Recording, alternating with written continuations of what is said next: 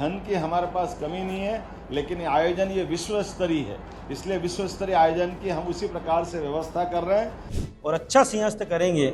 और उसको लेकर जो लैंड पुलिंग का विषय चल रहा था किसानों के बीच में, आज सरकार ने जो उसकी समाप्ति की घोषणा की है, उसके लिए बहुत बहुत साधुवाद, धन्यवाद। आपको लगता है कि सरकार का जो कदम है उससे किसानों को फायदा होगा?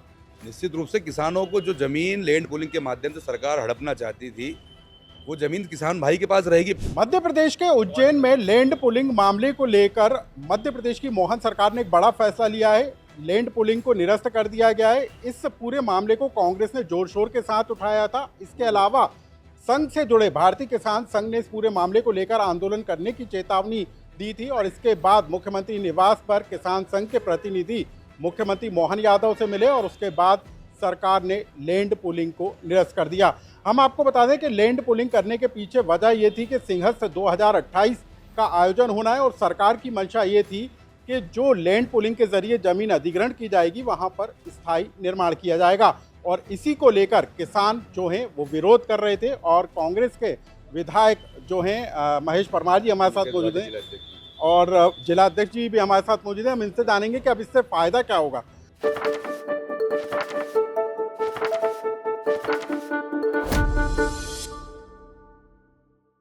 सर, क्या फायदा होगा? आपको लगता है कि सरकार का जो कदम है उससे किसानों को फायदा होगा?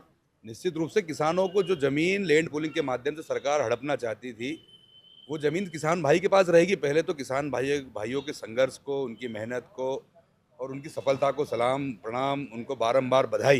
ये किसान भाइयों की एकता और जनता के साथ की विजय है। किसान भाइयों के साथ अन्याय और अत्याचार हम सब लोगों ने, कांग्रेस पार्टी ने, हमारे अध्यक्ष जी, हमारे नेता आदरणीय राहुल गांधी जी, जीतू पटवारी जी और उमंग सिंगार जी के नेतृत्व में हमने किसान भाइयों के साथ मिलकर प्रभात फेरी के माध्यम से लेकर हर मोर्चे पर हमने लड़ाई लड़ी, किसान भाइयों के साथ खड़े रहकर, और ये उसी का फल है कि आज किसान भाइयों को न्याय मिला।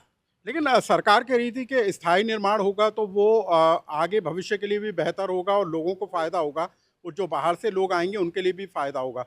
तो आपको नहीं लगता कि अस्थायी निर्माण करने से करोड़ों रुपए हर सिंहस्थ के दौरान खर्च होंगे? निश्चित रूप से फायदे का तो सवाल ही नहीं उठता। जो किसान की जो एक एक दो दो बीघा के किसान है, छोटे किसान हैं, सिंहस्थ भूमि क्षेत्र में है, मुश्किल से 2 या 4-5 किसान होंगे जिनके पास अधिक लैंड है। अगर 2 या 4-5 बीघा के किसान की अगर आप आधी ज़मीन ले लोगे तो वो उसका परिवार का पालन पोषण कैसे करेगा? संभव ही नहीं था। या तो निश्चित रूप से किसानों के साथ छलावा और धोखे का काम था। लेकिन कहा यह जाता है कि जो अस्थायी निर्माण होता है वो हर सिंहस्थ के दौरान फिर बदल दिया जाता है और उस पर करोड़ों रुपए खर्च होते हैं।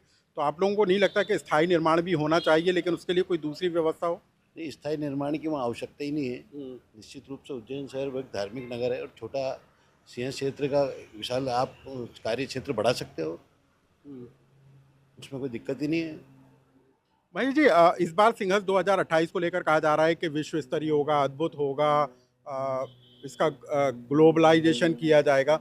ऐसे में आपको क्या लगता है कि अब 2028 को लेकर सरकार के जो कदम है वो कितने उचित हैं और क्या अभी करने की ज़रूरत है? अभी तो वहाँ ज़मीन पे आके देखेंगे तो कुछ भी नहीं है, सिर्फ लोगों को डराने का या ज़मीन हड़पने का एक षड्यंत्र चल रहा था। तो इसमें सफलता किसान भाइयों को मिली है। सरकार को पीछे आना पड़ा। पहले 3 काले कानून वापस लिए केंद्र सरकार ने और मध्य प्रदेश की मोहन सरकार ने, भाजपा सरकार ने पीछे हटे। अच्छा हो, हम भी चाहते हैं, भव्य हो, ऐतिहासिक हो, बाबा महाकाल की कृपा से पूरे विश्व के करोड़ों लोग आएँ। हम सब उनका अलग पावड़े बिछाकर सम्मान करेंगे, स्वागत करेंगे और उनका सत्कार करेंगे। होना चाहिए, लेकिन जो मूलभूत सुविधा है किसानों वहाँ के श्रद्धालुओं के लिए, वहाँ जो व्यवस्था स्वच्छ पेयजल या सीवरेज की या अन्य वो व्यवस्था हो, वहाँ के लोगों के साथ बैठकर। अभी बताए सरकार अपना एजेंडा तो तय करे, अपनी जो कार्य योजना है वो तो दिखाए, जनता के सामने लेकर जाए। जैसे लैंड पुलिंग, कोई कार्य योजना, सिर्फ ज़मीन हड़पना, किसानों को ज़मीन से बेदखल करना, ये उनके सरकार का एजेंडा था। लेकिन आज पहली बार सरकार की हठ धर्मिता और सरकार का अहंकार चूर हुआ और किसान भाइयों की जीत हुई है। किसानों को फायदा होगा इससे? कितने किसान प्रभावित होंगे? कितने लोगों को फायदा होगा? निश्चित रूप से किसानों को फायदा होगा। किसान, मैंने आपको बताया है कि निश्चित रूप से इसमें जो किसान है छोटे किसान है, तो छोटे किसान का परिवार का पालन पोषण 2 बीघा, 4 बीघा, 5 बीघा, अगर उसमें से भी आप आधी लैंड ले लेते हैं तो उसके परिवार का पालन पोषण कैसे करेगा? कितने किसान प्रभावित हो रहे थे? इसमें से 2000 से ऊपर परिवार है। तो कितनी जमीन जा रही थी? करीब 11,000 एकड़ से ऊपर करीब जमीन थी। तो अब ऐसे किसानों के लिए अच्छी बात नहीं, निश्चित रूप से सब किसान खुश है। आज उज्जैन में माहौल देखो, बिल्कुल खुशी का माहौल है। अगर आपके परिवार में 5 लोग हैं और ये 5 किसानों की जीत है, किसान संघ की जीत है। निश्चित किसानों की जीत है, किसानों के संघर्ष की जीत है, किसानों के साथ जो अत्याचार हुआ उसकी जीत है।